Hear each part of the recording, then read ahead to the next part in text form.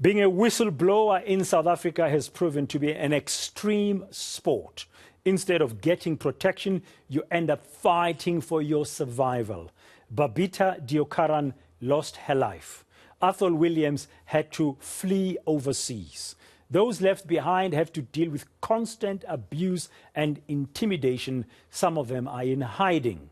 Yesterday, we spoke here on eNCA Today to Matapelo More, who says given another chance, she would never expose the corruption again.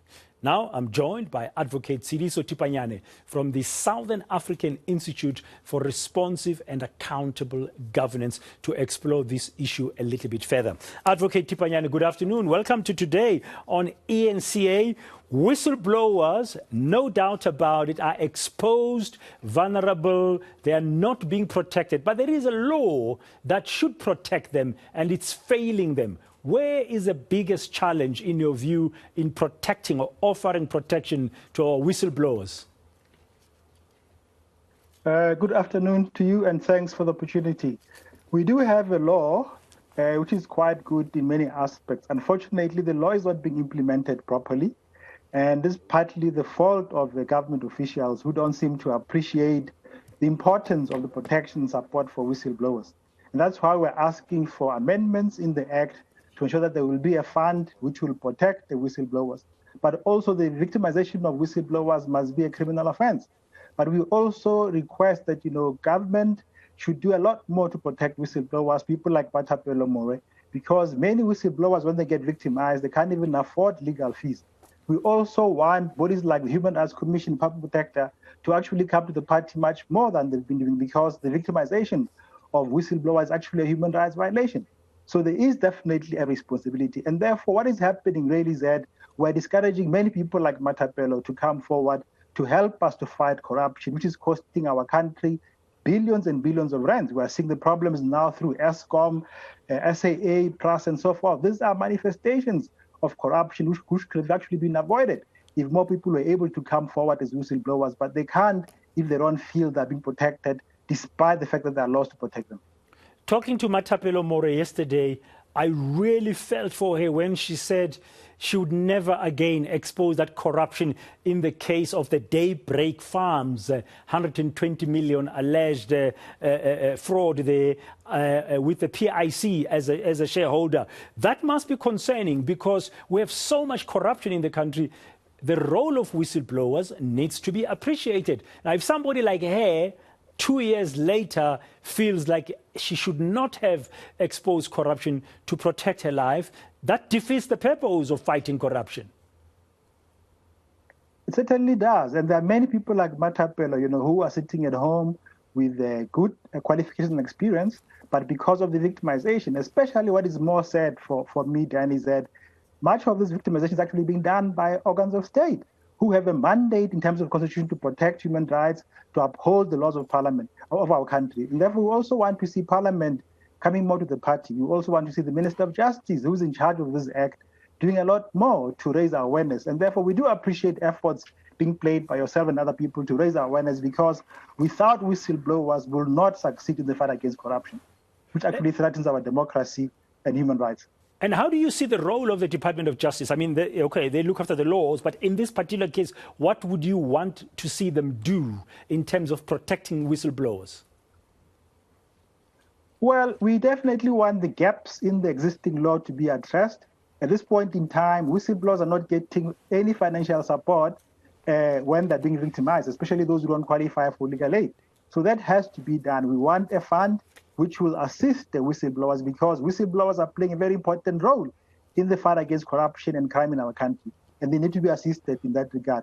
But certainly the minister also must speak to his counterparts. There must be monitoring by government departments as to how is this act being protected. And therefore, we're really calling upon that all government departments must stop with the immediate effect of victimizing whistleblowers. We can't say one thing about the need to fight corruption, on the other hand, then we are victimizing the very same people who are so crucial in the fight against corruption.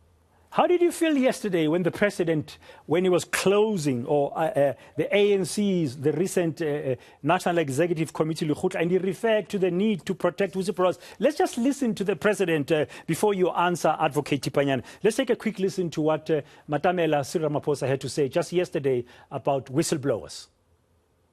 We have also agreed to urgently capacitate the Witness Protection Unit and finalize the review of measures to protect whistleblowers. Whistleblowers continue to face huge challenges in our country, and they need to be protected because those who blow the whistle on corruption and fraud are doing a great service to the people of our country. Your reaction, Advocate Thipanyane, to those words just yesterday by the president? Well, there are two aspects. One is that we do appreciate the statement by the president, with the hope that, there will be greater commitment and compliance with the act. On the other hand, it's a bit worrying that, we have a 20-year-old act, PDA, which is an act of parliament. And therefore, one actually was expecting government to have been at the forefront as far as the protection of whistleblowers in view of the role they play in fighting corruption. But thirdly, for me, what is a bit concerning is that, it's not just the protection of whistleblowers, it's support. Whistleblowers need jobs, they need legal assistance when they're being victimized. And without that, then you have situations like Matapelo Moro here. So I hope that protection announcement by the president also includes support by the president. But we're also really insisting that there should be greater dialogue between the state and many organs of civil society who are dealing with issues of whistleblowing. We have written to the Minister of Justice and government departments, but we're not really getting much joy as far as engagement with the government about the concerns which we're raising as people who are working in this area of work. Do you think there's a reluctance to really grapple with this by the authorities that you've mentioned, or is there a lack of political will, or there is indecisiveness, or they're not sure what to do? I would say all of those. The act is 20 years old. There are over 30,000 whistleblowers who are suffering day in, day out, and we're not really seeing much justice for them. We have people in SARS who are sitting at home for 5 years. We have people like Matapelo and many others. So really, one hopes that hopefully now the message has got across that government is now appreciating the importance really of doing a lot more to protect whistleblowers and enforce the law and improve the law which we have to protect whistleblowers. So basically what you're saying, it's one thing for the president to stand up there in the ANC meeting and says protection of whistleblowers is important, but it's another to walk the talk in the right way, and that must include practical, pragmatic support to whistleblowers, not just talk. Words are not enough, Dan. Many whistleblowers are suffering today as we speak. Hundreds of them, thousands of them. And they really need to see the act being implemented. They need to see our constitution being implemented, because as I was saying, the victimization of whistleblowers is actually a human rights violation. So where is the state which has a mandate to protect the human rights of whistleblowers?